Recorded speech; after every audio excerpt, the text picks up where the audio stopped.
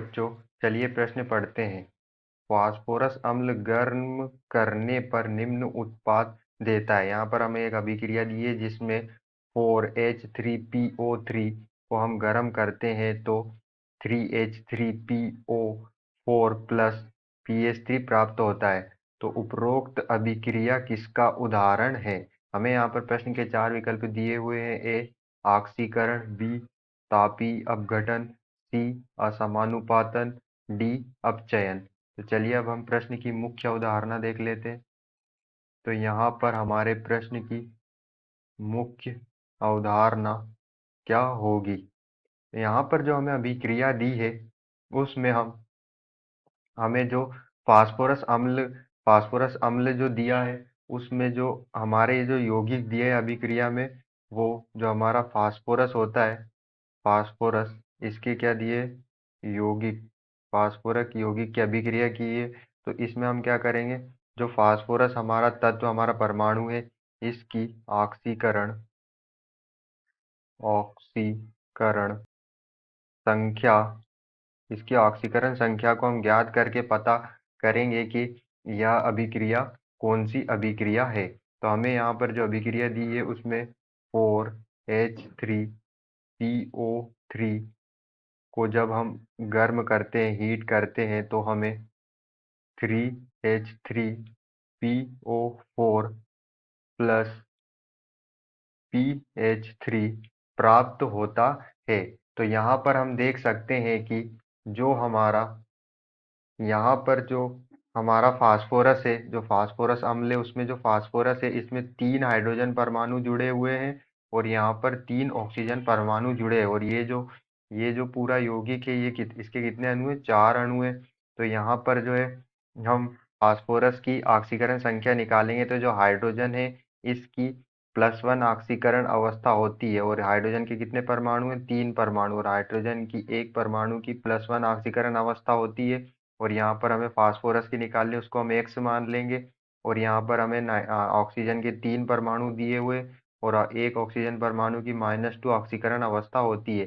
तो यहाँ पर जब हम फास्फोरस जो x जिसको माना, इसकी x माना फास्फोरस की ऑक्सीकरण अवस्था निकालेंगे तो यहाँ पर जो हमें फास्फोरस की +3 ऑक्सीकरण अवस्था प्राप्त होती है। और यहाँ पर उत्पाद में जब हम यहाँ पर ऑक्सीकरण अवस्था निकालेंगे, यहाँ पर हाइड्रोजन की हमारी +1 होती है और 3 परमाणु है हाइड्रोजन के, फास्फोरस की x मान लेंगे। ऑक्सीजन के 4 परमाणु दिए हुए और ऑक्सीजन की -2 होती है। तो यहाँ पर जो इसकी ऑक्सीकरण अवस्था होगी वो कितनी होगी? यहाँ पर इसकी ऑक्सीकरण अवस्था फास्फोरस की हमारी जो होगी वो होगी +5। और यहाँ पर जो हम फास्फोरस की ऑक्सीकरण अवस्था निकालेंगे, इसमें जो फास्फोरस को हम x मान लेंगे और हमारे जो हाइड्रोजन होता है कितने परमाणु? 3 परमाणु। और एक हाइड्रोजन की कितनी होती है? 2 होती है। और ये जो बराबर के जो 0 होता है, बराबर, क्योंकि हमारे यौगिक के ऊपर कोई चार्ज नहीं है तो इनकी जो प्रत्येक परमाणु की ऑक्सीकरण संख्या का योग बराबर किसके होती है? 0 की होती है। तो यहाँ पर हमारा कितना होगा? x+3, जो उधर जाके क्या हो जाएगा? x बराबर -3। तो यहाँ पर जो हमारा फास्फीन है, इसमें फास्फोरस की ऑक्सीकरण संख्या क्या है? -3 है। तो हमने देखा कि जो हमारा फास्फोरस अम्ल है उसमें फास्फोरस की ऑक्सीकरण संख्या +3 है। और यहाँ पर जो हमारा ये इसमें +5 है। और यहाँ पर जो PH3 है इसमें कितनी है?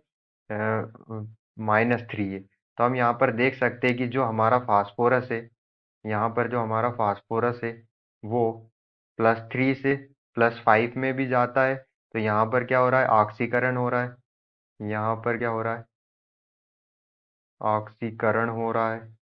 और हमारा जो फास्फोरस है वो +3 से, हमारा ये जो वाला फास्फोरस है ये +3 से तो -3 में भी जा रहा है, मतलब ऑक्सीकरण संख्या कम हो रही है। तो यहाँ पर क्या हो रहा है? अपचयन हो रहा है। क्या हो रहा है? अपचयन। तो इस अभिक्रिया में एक यौगिक जिसका, एक ही यौगिक में एक परमाणु का, एक ही तत्व का अपचयन और ऑक्सीकरण होता है, उसे हम असमानुपातन अभिक्रिया कहते हैं। एक ही यौगिक के, एक ही यौगिक में एक ही यौगिक में केंद्रीय परमाणु जो होता है हमारा, केंद्रीय परमाणु का अगर ऑक्सीकरण ऑक्सीकरण भी हो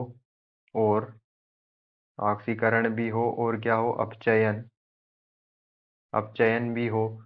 एक ही यौगिक में जो केंद्रीय परमाणु होता है, यहाँ पर हमारा जो फास्फोरस है उसका क्या हो रहा है, उसका जो है ऑक्सीकरण भी हो रहा है और क्या हो रहा है, और जो है अपचयन भी होता है और ऑक्सीकरण भी होता है। तो एक ही यौगिक में जो केंद्रीय परमाणु हमारा क्या है, फास्फोरस है, उसका ऑक्सीकरण भी हो रहा है और अपचयन भी हो रहा है। उस अभिक्रिया को हम क्या कहते हैं, उस अभिक्रिया को हम असमानुपातन असमानुपातन